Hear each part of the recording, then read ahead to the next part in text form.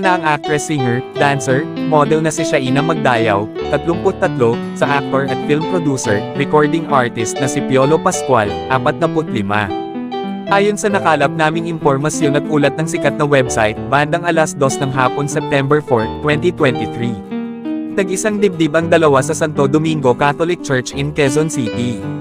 Kabilang sa principal sponsors ang malalapit na mga kaibigan at kamag-anak lang ng dalawa.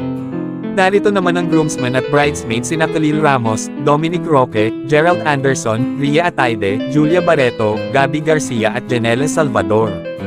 At press time ay wala pang masyadong inilalabas na mga larawan at detalye tungkol sa naganap na kasalan. Pinahihintulutan naman ang pagkuha ng mga larawan sa kasal ni Shaina at Piolo, pero mahigpit umano ang bilin na sila lang ang pwedeng mag-upload sa buong pangyayari.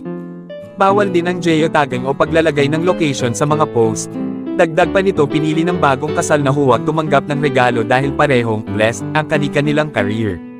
Sa halip, mayroon silang bubuo ang donation drive matapos ang kanilang kasal para sa mga indigenous group sa Luzon na sila mismo ang mag-aabot ng tulong.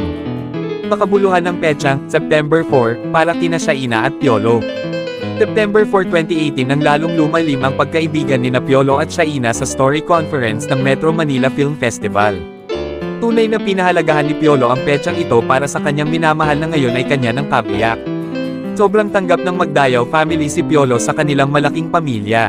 Gayon din ang pamilya ni Piolo Pascual at ang anak nito na si Inigo, na very excited na ring magkakaroon na siya ng bagong mommy.